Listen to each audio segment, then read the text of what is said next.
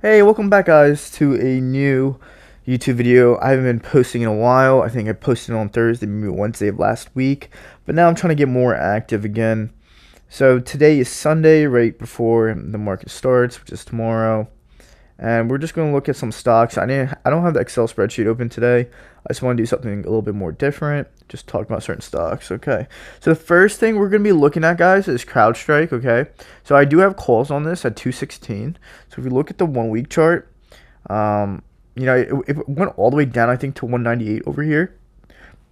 Robinhood doesn't show the full charts, but I know it went down to like 190 something. I should have bought there, but I was a little hesitant because I thought it was going to go back down even more.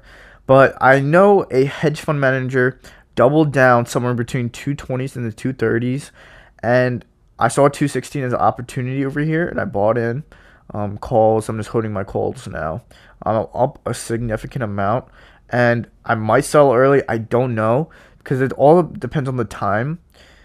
How I'm looking at CrowdStrike is I'll have to look at this week. If it starts to dip a little bit more, I'll probably sell. But I already could cash in for good profit. I'm just trying to see if I want to go for a jackpot on this. But yeah, you should have bought on CrowdStrike. You should have known this because look at the 3 month chart. Okay, it already hit 380s in June, and then when some big news comes out like that, when for the outage for CrowdStrike, like it was only a 30-minute outage. Just because they're getting sued right now by a bunch of companies doesn't mean that those companies are going to win, or doesn't mean it's just going to deplete their value.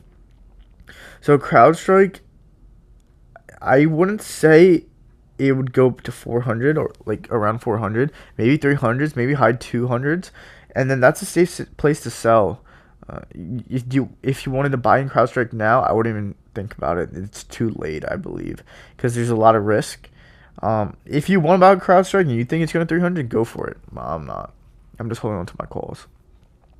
Okay, second stock on the list is Nvidia. Okay, Nvidia. What I'm thinking, it's not going to really gonna move for until earnings call. If we look on here, Robinhood does tell you when earnings call is. Earnings call is on August 28th after hours. So I believe this might pop to 120 in the after hours. If this starts to rise a little bit before the earnings call, that means that it's gonna pop after earnings. If this doesn't, then I would buy just a couple days before earnings call, and this should go up. So we talked about the two tech stocks. Let's talk about another stock. We're going to Coke. Coke is a good stock just to hold. It doesn't really go down at all because people. I mean, this Coke company is selling it for cheap. If we look, it's just going up linearly. You could see this thing probably hit 1,500 by the end of next year, so you can make a plus 300 return. If you want to play it safe and just make money, right?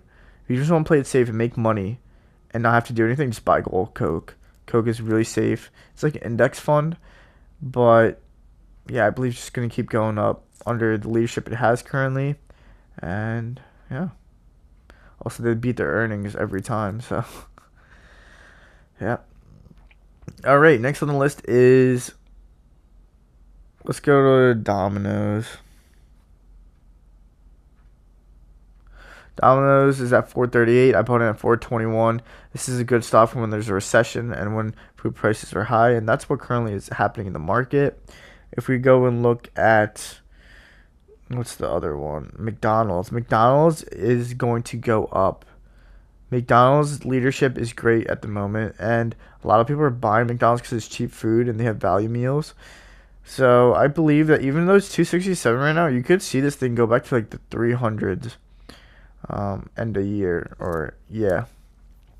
So September is the month where I believe most of the stocks are going to be down a lot, sometime in late August or beginning of September. And then when October, November, and December come, this is when the growth is going to happen on these stocks. And you're going to see some of these prices just slowly, gradually go up.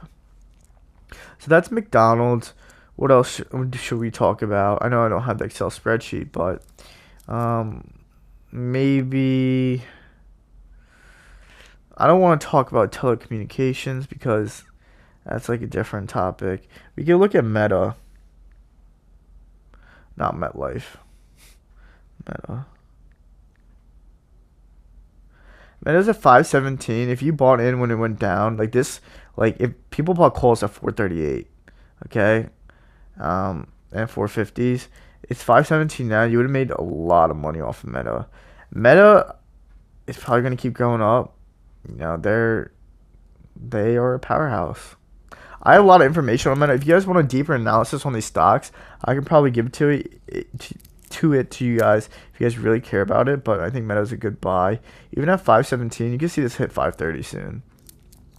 So Meta, do we want to talk about Microsoft? So Microsoft is in a different situation. I don't really like it. I don't really like it, even though it's 400. There's some things about Microsoft where I think this thing can tumble. I don't really like it. No, I don't really like Microsoft.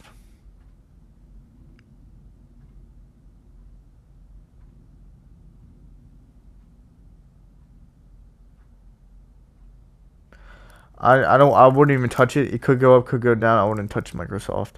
But other than that, there's some other stocks out there. Maybe okay, we can talk about Kraft Foods. This is like where you get your cheese, your ketchup. They're a good food company, I believe. I think you can see this like gradually go up if you just buy in. Yeah, you can just buy in now. Kraft is pretty good. Oh, one I forgot is Lyft. This is the one I have a bunch of shares in. I bought in at 950. Lyft, it's 977. Look at this chart, guys. On August 7th, boom, plummeted to nines. Okay? I had this at 950. But I believe that this thing could go up back to the 1011s and you can make a good 20%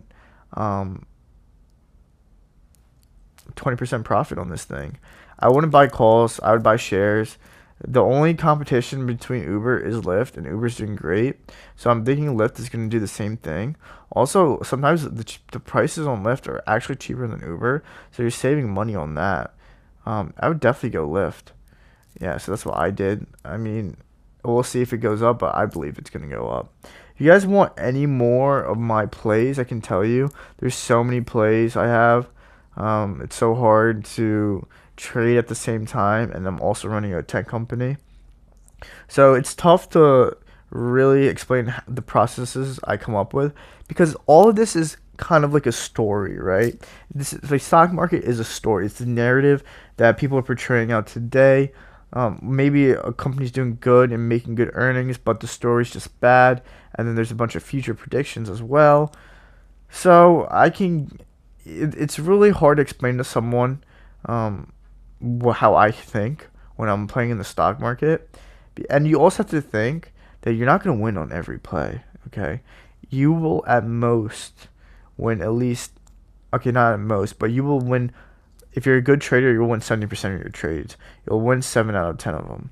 And if those 7 are doing great and the 3 are bad, it cancels out because you did 3 good ones, you did 3 bad, so you're left with 4 good ones. So the 4 is just going to bring you in the profit, and that's what's happening to me. Sometimes I might win 9 out of 10, maybe even 10 out of 10, but there's other times where I might win 6 or 7 out of 10. It's just not everything's going to go your way, and then sometimes there's sudden news. You can't predict the sudden news, so you don't can predict with what you know. And that's it from my end. If you guys have any questions, I will also be starting some fitness videos on this channel just to give you a day in my life. And if you guys want to see more of that, let me know. And yeah, that's it from me. And please like, subscribe, comment. Let me know if you guys want to see something else, and just let me know. Thanks, guys.